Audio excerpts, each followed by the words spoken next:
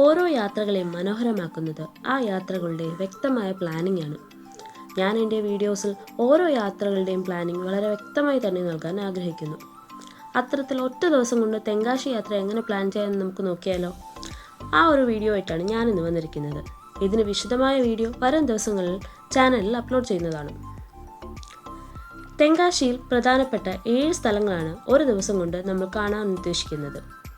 1. തിരുമല മുരുകൻ കോവിൽ, 2. Adavinainar dam, 3. Courtallam 5 falls, 4.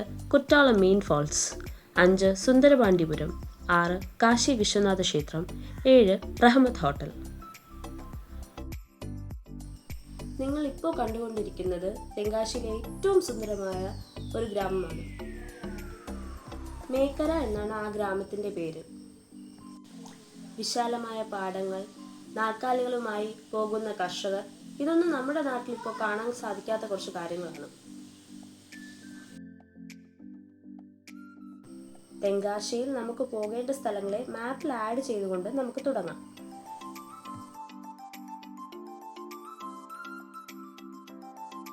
ഏറ്റവും ആദ്യം പോകേണ്ടത് തിരുമല മുരുകൻ കോവിലാണ്. അവിടെ പുലർച്ചെ എത്തുന്നതാണ് നല്ലത്. എനിക്ക് ഏകദേശം 3.5 മണിക്കൂറോളം ദൂരമുണ്ട്. അതുകൊണ്ട് ഞാൻ ഒരു 5 മണിക്ക് വീട്ടിൽ നിന്ന് ഇറങ്ങി ഏകദേശം ഒരു 8:30 ഞാൻ അവിടെ എത്തിച്ചേർന്നു. തിരുമല മുരുകൻ കോവിലിൽ എവിടേക്ക് എത്താൻ കുറച്ച് ഹെയർ പിന്നുകൾ നമുക്ക് കയറേണ്ടതായിട്ടുണ്ട്. മാപ്പിൽ എ എന്ന് സൂചിപ്പിച്ചതാണ് തിരുമല മുരുകൻ കോവിൽ.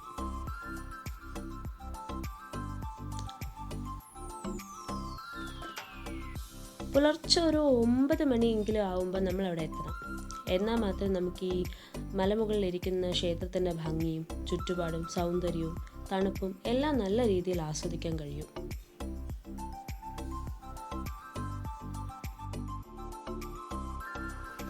അടുത്തതായി നമ്മൾ പോകുന്നത് അടവിനയനാർ ഡാമിലേക്കാണ്. തിരുമല മുരുകൻ കോവിലിൻ്റെ വളരെ അടുത്താണ് അടവിനയനാർ ഡാം. മാപ്പിൽ അടവിനയനാർ ഡാമിനെ B എന്ന് മാർക്ക് ചെയ്തിട്ടുണ്ട്. അടവിനയനാർ ഡാമിലേക്ക് പോകുന്ന വഴി മേക്കര എന്ന സുന്ദരമായ ഗ്രാമം നമുക്ക് കാണാം. ഈ ഗ്രാമമാണ് വീഡിയോയുടെ തുടക്കത്തിൽ കാണിച്ചിരിക്കുന്നത്.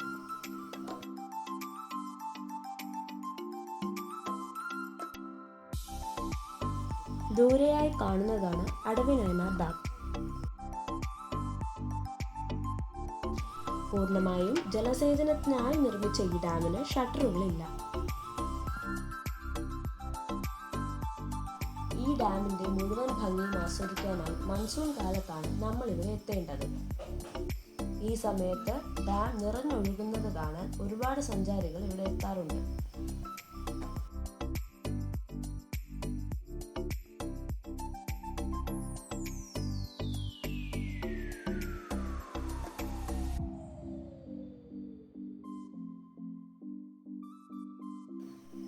അടവിനയനാർ ഡാമിലെ കാഴ്ചകൾ കണ്ട ശേഷം നമുക്കിനി പോകേണ്ടത് കുറ്റാലത്തേക്കാണ്.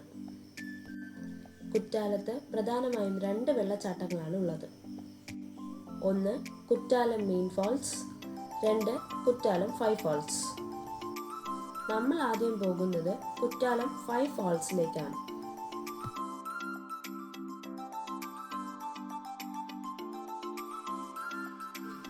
മാപ്പിൽ കുറ്റാലം 5 ഫാൾസിനെ C എന്ന് മാർക്ക് ചെയ്തിരിക്കുന്നു.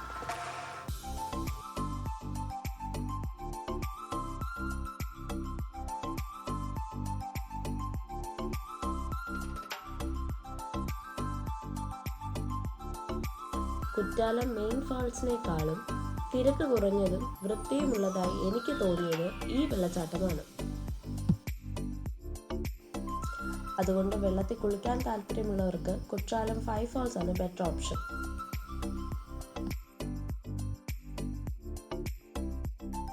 ഇതാണ് 5 ഫാൾസ്. 5 സ്ഥലങ്ങളിലൂടെയാണ് വെള്ളം ഒഴുകി താഴേക്ക് വരുന്നത്. ഇവിടെ കുളിക്കാനായിട്ട് സ്ത്രീകൾക്കും പുരുഷന്മാർക്കും പ്രത്യേകം സംവിധാനങ്ങൾ ചെയ്തിട്ടുണ്ട്.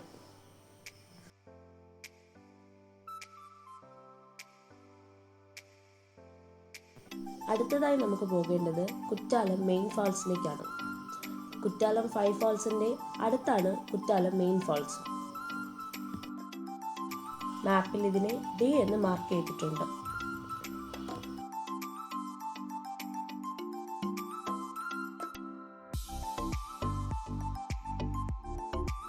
കാർ പാർക്കിങ്ങിൽ നിന്നും കുറച്ചധികം പടികൾ ഇറങ്ങി വേണം കുറ്റാലം വെള്ളച്ചാട്ടത്തിലേക്ക് നമുക്ക് എത്തിച്ചേരാം. വെള്ളത്തിൻ്റെ തണുപ്പ് വെച്ച് കമ്പയർ ചെയ്യുമ്പം കുற்றாലം 5 ഫാൾസിനെ കാട്ടിയും കുற்றாലം മെയിൻ ഫാൾസിലെ വെള്ളത്തിലാണ് തണുപ്പ് നല്ല കൂടുതൽ. പിന്നെ കുരങ്ങന്മാരുടെ ശല്യം നമുക്ക് അവിടെ പറയാതിരിക്കാൻ വയ്യ. രണ്ടിടത്തും നല്ല കുരങ്ങന്മാരുടെ ശല്യമാണ്.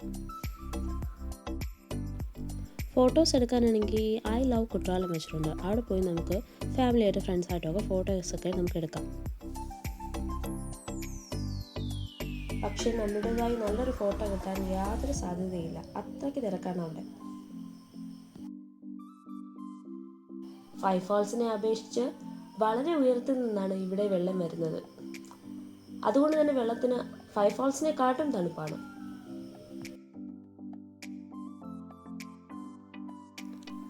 അടുത്തതായി നമുക്ക് പോകേണ്ടത് സുന്ദരപാണ്ഡ്യപുരത്തേക്കാണ്.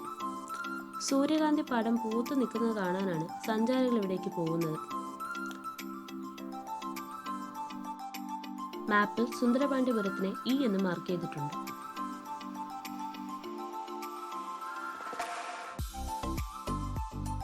ആ ഗ്രാമത്തിൽ ഒരുപാട് സ്ഥലങ്ങളിൽ സൂര്യകാന്തി പൂ കൃഷിയുണ്ട്. പക്ഷെ നമ്മൾ പോയ സമയത്ത് അവിടെ സൂര്യകാന്തി പൂ കൃഷിയെല്ലാം നിർത്തി അവിടെ നെൽകൃഷി അവർ സ്റ്റാർട്ട് ചെയ്തു. അതുകൊണ്ട് സൂര്യകാന്തി പൂക്കൾ ഉണ്ടോ എന്ന കാര്യം അന്വേഷിച്ചതിന് ശേഷം മാത്രമേ സുന്ദരപാണ്ഡ്യപുരത്തേക്ക് പോകേണ്ടതുള്ളൂ. എന്നാൽ ഒരു ഗ്രാമഭംഗിയാണ് കാണേണ്ടതെങ്കിൽ നമുക്ക് എപ്പോൾ വേണോ ഇങ്ങോട്ടേക്ക് വരാം. സുന്ദരപാണ്ഡ്യപുരത്തേക്ക് പോകുന്ന വഴിയാണ് അന്യൻ പാറ സ്ഥിതി ചെയ്യുന്നത്. ഇവിടെ ഇറങ്ങി അന്യൻ പാറയുടെ മുകളിൽ കയറാനും ഫോട്ടോസ് എടുക്കാനുമുള്ള സൗകര്യങ്ങളുണ്ട്.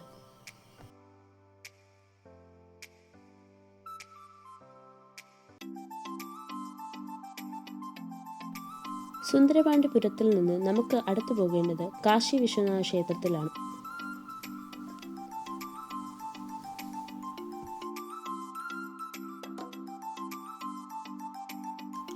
കാശി വിശ്വനാഥ ടെമ്പിളിനെ മാപ്പിൽ F ആയി മാർക്ക് ചെയ്തിട്ടുണ്ട്.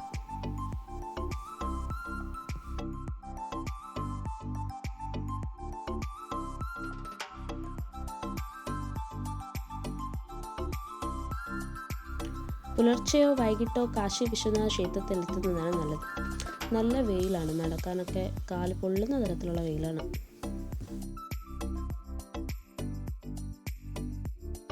മറ്റൊരു പ്രധാനപ്പെട്ട കാര്യം, ക്ഷേത്രത്തിന് സമീപം പാർക്കിംഗ് കിട്ടുക വളരെ ബുദ്ധിമുട്ടാണ്. ചുറ്റുപാടും കുറെ ഇട റോഡുകളുണ്ട്. അവിടെ പാർക്ക് ചെയ്ത് ക്ഷേത്രത്തിലേക്ക് പോകുന്നതാണ് നല്ലത്.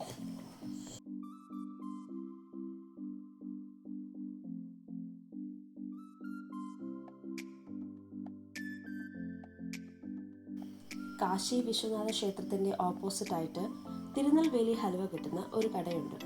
ഒരു മസ്റ്റ് ട്രൈ ഐറ്റം എന്ന് വേണം നമുക്ക് പറയാം.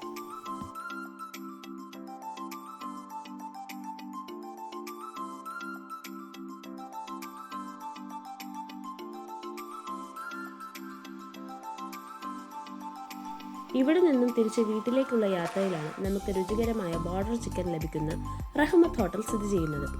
മാപ്പിൽ റഹ്മത്ത് ഹോട്ടൽ G എന്ന് മാർക്ക് ചെയ്തിട്ടുണ്ട്.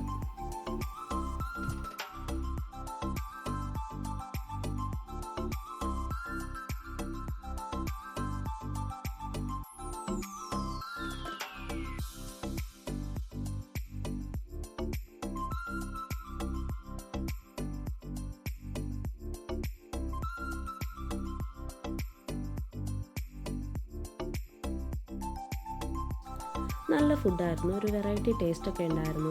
നമുക്ക് എല്ലാവർക്കും നല്ല ഇഷ്ടപ്പെട്ടു. നമ്മൾ ബോർഡർ ചിക്കനും ബൺ പൊറോട്ടയും സാദാ പൊറോട്ടയാണ് നമ്മൾ ഓർഡർ ചെയ്ത് കഴിച്ചത്.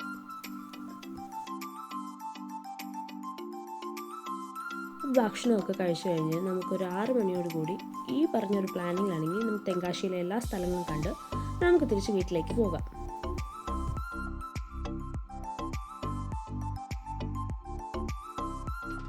എൻ്റെ ഈ വീഡിയോ തെങ്കാശിയിലേക്ക് യാത്ര പ്ലാൻ ചെയ്യുന്ന എല്ലാവർക്കും ഉപകാരപ്പെടുമെന്ന് കരുതുന്നു. ഇതിൻ്റെ മുഴുവനായ വീഡിയോ ഉടനെ തന്നെ ഞാൻ അപ്ലോഡ് ചെയ്യുന്നതാണ്. അപ്പോൾ ടാറ്റ ബൈ ബൈ.